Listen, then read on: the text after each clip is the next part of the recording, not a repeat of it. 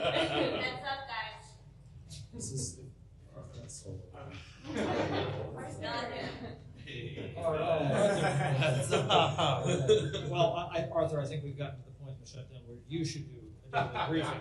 So There's please. two microphones. Day 29, Republican shutdown.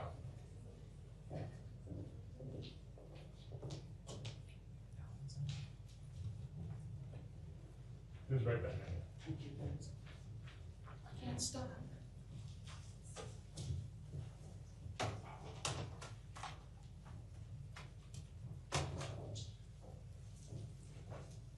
Afternoon, everyone. This is day 29 of the Trump Republican shutdown, and Republicans have continued to show zero interest in reopening the government, enacting a bipartisan agreement that meets the needs of the American people, and addressing the Republican healthcare crisis. In just a few days on November 1st, open enrollment will begin, and tens of millions of Americans are going to more completely understand that their premiums, copays, and deductibles are going to skyrocket by thousands of dollars per year because of Republicans' continued refusal to extend the Affordable Care Act tax credits for working class Americans. At the same period of time, on November 1st, about 42 million Americans who rely on SNAP in order to put food on the table are at risk of losing their benefits because Donald Trump and Republicans want to cruelly rip them away. Let's be clear. The administration has the funding to make sure that not a single American on November 1st or beyond goes hungry. Not a single American. They have the money, but they are choosing to withhold funding for SNAP because they want to punish hungry children, hungry veterans, hungry seniors, hungry women, and hungry families as part of their continued effort to hurt everyday Americans. This is what we've seen from Donald Trump and Republicans from the very beginning of this Congress. The Republican One Big Ugly Bill included the largest cut to Medicaid in American history. It also included the largest cut to nutritional assistance in American history. Republicans cut $186 billion from SNAP in July, which is why we're facing this crisis right now. And they did all of this back in July. Why? So they could provide massive tax breaks to their billionaire donors. That's what Republicans have done during this presidency. And now, because of their continued refusal to even sit down and have a conversation with Democrats, despite us repeatedly making clear that we will sit down with Republicans anytime, any place, anywhere, here at the Capitol or back at the White House to have a serious conversation about reopening the government, supporting our hardworking federal employees, and addressing the healthcare crisis that Republicans have created, the affordability crisis that Republicans have created, and now the hunger crisis that Republicans are creating by threatening to withhold SNAP benefits, even though the Trump administration has the money to make sure that not a single American goes hungry. Questions? Mr. Leader, good afternoon. As somebody who flies and travels the country often, are you fearful of flying with air traffic control issues and safety issues?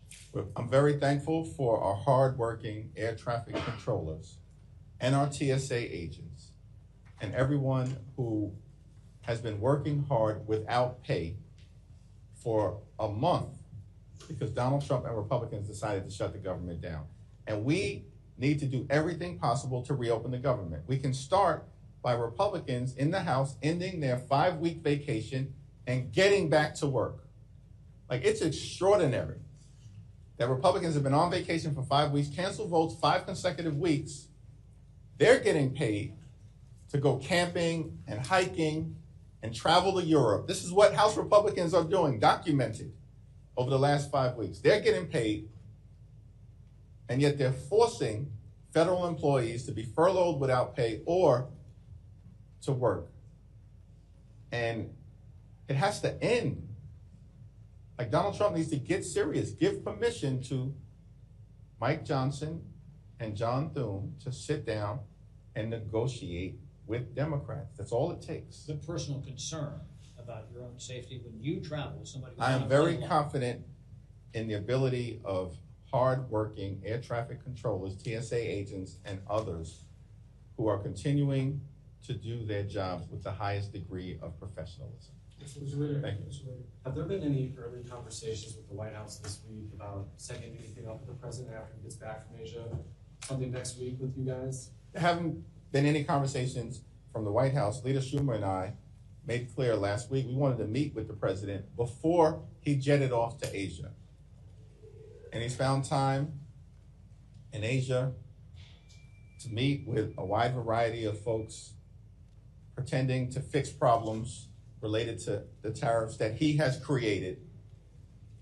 And he'll be back in the next day or so. He needs to sit down with Democrats.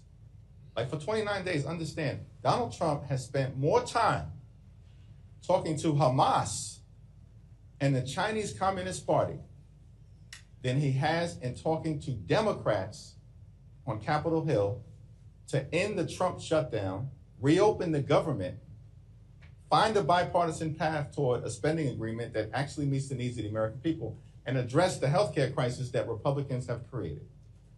That's an unacceptable thing to the overwhelming majority of Americans, that this American president, in the middle of a shutdown that he's created, while refusing to address the Republican healthcare crisis, can find the time to talk to Hamas and the Chinese Communist Party, but can't talk to people who represent half the country, including many Republicans in our districts who are being hurt by Republican policies. Michael? Thank you, Mr. Leader. Speaker Johnson this morning said that he's given up on leadership, referring to Leader Schumer and yourself, called you both irredeemable.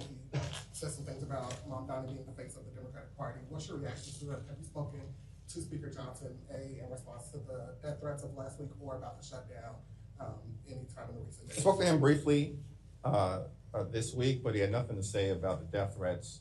And, that's irredeemable. I don't expect to hear anything from Republicans because they've created this situation. Donald Trump pardoned hundreds of violent felons who brutally assaulted police officers, more than 140 or so who were seriously injured, and then released them back into communities across the country.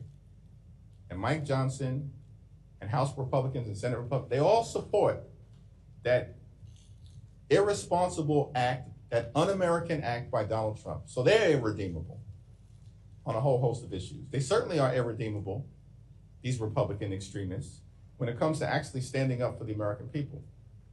Donald Trump and Republicans promised, their core promise last year was to lower the high cost of living on day one. That's what Republicans said. That's what they communicated to the American people. And we know that Republicans lied, stone cold liars, to the American people when they promised to focus on addressing the high cost of living.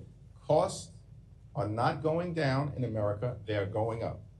Housing costs are up, grocery costs are up, electricity prices are through the roof, childcare costs are up, and now because of Republican refusal to extend the Affordable Care Act tax credits, we know that premiums, copays, and deductibles for the overwhelming majority of Americans, including but not limited to more than 20 million Americans who receive their Affordable Care Act tax credits, are about to explode.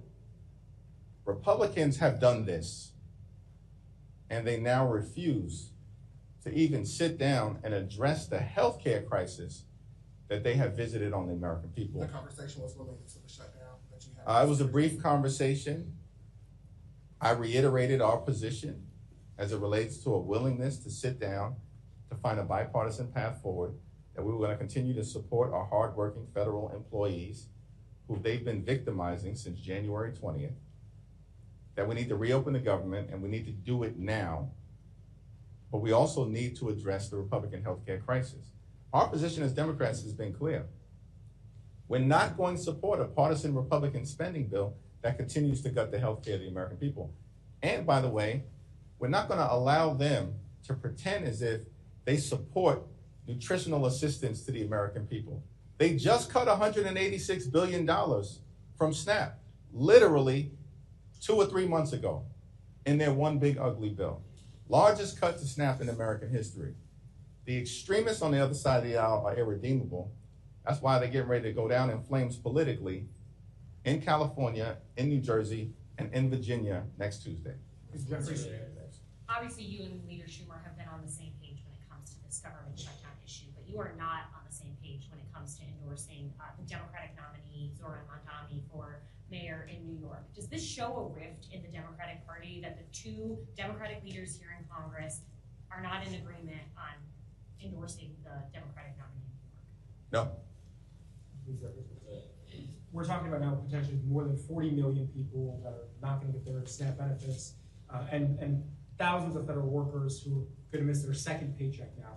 At some point, does the pain from the shutdown, at the very least, match pain from people having to pay higher premiums if these subsidies are not there? We want to reopen the government and do it immediately.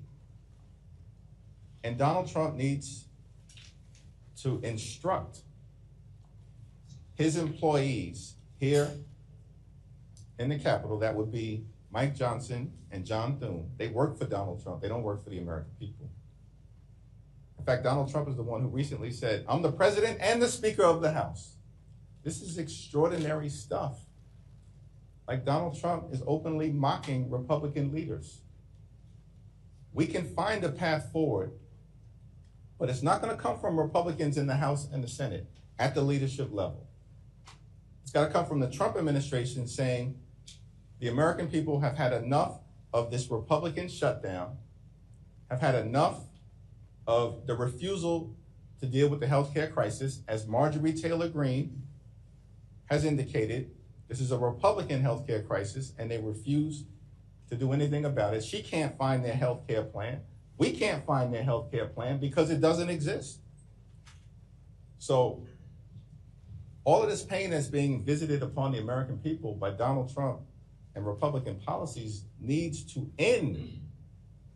And we're saying we remain ready, willing, and able to find that bipartisan path forward to ending it and addressing the needs of the American people. Very early on, like when we came back to Congress after the August district work period, Democrats in the House and the Senate, we were very clear. We want to enact a spending agreement that's bipartisan, but it has to meet the needs of the American people in terms of their health, public safety, and economic well-being, particularly as it relates to driving down the high cost of living. That shouldn't be too difficult to find common ground on if Republicans were actually serious, but they're not. And that's what we've seen from Republicans over the last 29 days. Thanks. You got it. Thank you, Mr. Leader. Some of your Democratic colleagues have said that they will be deferring their paychecks during the shutdown as federal employees, congressional staff, Capitol Police go without pay. As October comes to a close, what have you decided to do with your paycheck this month? I'll have more to say about that shortly, but this is an issue that I expect we'll discuss at the WIP meeting tomorrow. Thanks. You got it. You had a big setback this morning in Maryland, redistricting. How do you plan to overcome opposition from the state Senate president? So Governor Moore has been very clear that Maryland is prepared to respond, as we've seen in multiple other states across the country in just the last few days, to the Trump Republican effort to rig the midterm elections. And it's my expectation, based on my conversations with Governor Moore, my conversations with leadership in the Maryland General Assembly, and my conversations certainly with the Maryland congressional delegation, that the state of Maryland knows what the stakes are, understands the assignment, and as we are seeing in multiple other states, beginning with California, will respond aggressively and appropriately in short order. Thank you, Mr. Leader. Senator Fetterman has been critical of Dems' opposition to the CR. We're starting to see some cracks in your conference too, where Josh Gottenheimer has said that he thinks the deal that Leader Thune has put on the table, which is a vote on an extension of the Affordable Care Act tax credits, is a fair deal if you reopen the government. Do you think this shows that there are more cracks on your side than there are on their side? Let me explain something to you. There are 0 cracks on the Democratic side. We are now 5 or 6 weeks into this. And we've been very clear from the beginning that we are going to stand up to lower the high cost of living for everyday Americans. That's the right fight. That we're going to stand up for our hard-working civil servants, our men and women in uniform. That's the right fight. And that we're going to decisively address the Republican healthcare crisis. And everybody on the Democratic side, certainly in the House, and our colleagues in the Senate have been tremendous on this. This is a very real thing, this Republican healthcare crisis that Republicans have visited on the American people. Largest cut to Medicaid in American history. Almost $1 trillion cut as part of their one big ugly bill. Because of Republican policies, hospitals, nursing homes, and community-based health centers are closing all across the country, including in Louisiana. The country now faces the possibility of a $536 billion cut to Medicare, which will be the largest cut to Medicare in American history if Congress doesn't act by the end of this year because of what Republicans did in their one big ugly bill. And as a result of the Republican refusal to extend the Affordable Care Act tax credits, tens of millions of Americans are about to experience healthcare premium increases that could equate to $1,000 or $2,000 per month, when more than 90% of the people who receive Affordable Care Act tax credits make around $63,000 per year. This is unsustainable. And this is a Republican healthcare crisis. And every single Democrat, certainly in the House, from Representative Ocasio-Cortez to Representative Josh Gottheimer, and all points in between along the ideological spectrum, are in this fight until we win this fight. And I'm in touch with everyone. And that's why we're here right now in the Capitol while Republicans remain on their 5-week vacation. Kevin? When it comes to the healthcare debate, which you all put center to this shutdown fight, looking a year out, provided, regardless of what the off-ramp is here on the shutdown, if there ever is one, by having healthcare front and center, how are you betting that plays into the midterms? Well, we've made clear as Democrats that as we move forward in terms of our public policy agenda, that the American people deserve much better than what they've gotten from this administration, which has been an unprecedented assault on the economy, on healthcare, on nutritional assistance, on veterans, on farmers, on law-abiding immigrant families, on nutritional assistance, on the rule of law, and of course on the American way of life. And that we're going to focus as Democrats on lowering the high cost of living, fixing our broken health care system, and cleaning up corruption.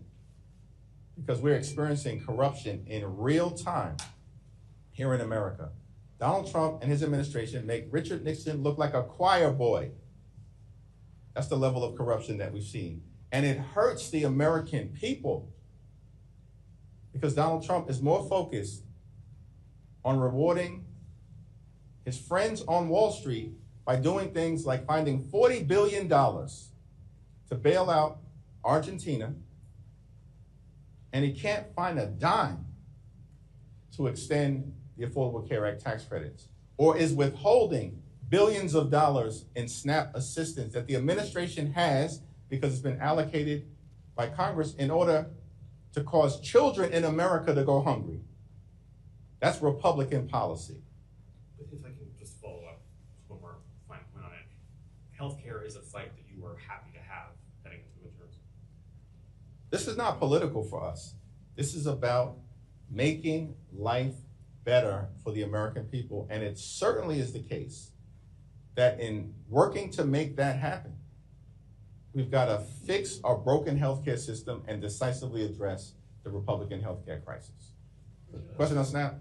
So if the Senate somehow did pass the Hawley bill to fund SNAP, would you, as Democrats, support that as a Leader Thune has expressed opposition apparently to the Hawley bill, so it doesn't seem like anything is going to happen there because Republicans clearly want to weaponize hunger, and that's unfortunate.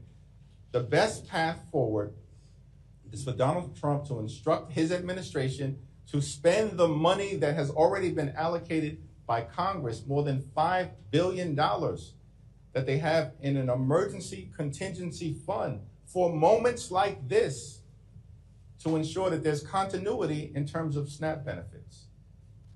And as has been the case for weeks now, the American people will continue to hold Republicans accountable for the shutdown, for the refusal to reopen the government, for the failure to address the healthcare crisis that extremist Republicans have created, and now for the possibility that 42 million Americans, including 16 million children, 8 million seniors, and over 1 million veterans may go hungry because the Trump administration wants to cut off SNAP benefits on November 1st. Thank you. If Democrats are successful in Virginia and New Jersey, will you take that as a sign to keep up the fight, and not reopen the government, or that your demands on healthcare be met? And then separately, how many briefings total have you received on the U.S. military strikes in Venezuela? And have you seen sufficient evidence that those were drug boats that they established? There's been zero evidence presented to me, and I believe that has been presented to the Gang of Eight and certainly to the Congress to justify the strikes that have taken place based on what has been presented to us by the administration. It's my understanding that there is going to be a briefing tomorrow that I think will be hosted by the Armed Services Committee, and we'll see whether the administration can finally come forward with evidence as to the nature of the people who are being killed, their connection to the drug trade, and what legal authority does the administration have to engage in what some have characterized as extrajudicial killings. In terms of what may happen next Tuesday, that's on the non-governmental side. And our commitment to the American people from the very beginning of this shutdown drama that Donald Trump and Republicans have jammed down the throats of everyday Americans in ways that are causing significant pain is that we will find a bipartisan path forward to enact a spending agreement that actually makes sense for the American people, but at the same time addresses real needs of everyday Americans, working class Americans, and middle class Americans. That's who we're fighting for. Not the wealthy, the well-off, and the well-connected. We leave that to the Republicans. They do that well. We're fighting for everyday Americans, which includes addressing the healthcare crisis that is jamming them up. Now, what happens in Virginia and New Jersey and California, where I'm very confident that we will be successful, doesn't have anything to do, in my view, with the outcome in reopening the government. First of all, we need House Republicans to just show up for work. Are they coming back to Washington next Monday? It remains to be seen. And we need them to just simply commit to engaging with Democrats on Capitol Hill. Like, just give us a little bit of time. You've given Hamas time. Donald Trump has found time to give to the Chinese Communist Party, but can't spend a minute to reopen the government for the American people. While at the same time, we've seen Donald Trump bulldoze half the White House so he can create a ballroom where he will be celebrated by his sycophants like a king. This is extraordinary stuff. The American people know the Trump administration has gone too far. They are rejecting his policies, rejecting Republican policies. Republicans have broken every promise that they made on the campaign trail. Life isn't getting better. It's getting worse. The majority of the American people have consistently now said that the country is moving in the wrong direction. And as Democrats, we're committed to getting things back on track. Thank you, everyone. Thank you. Thank you.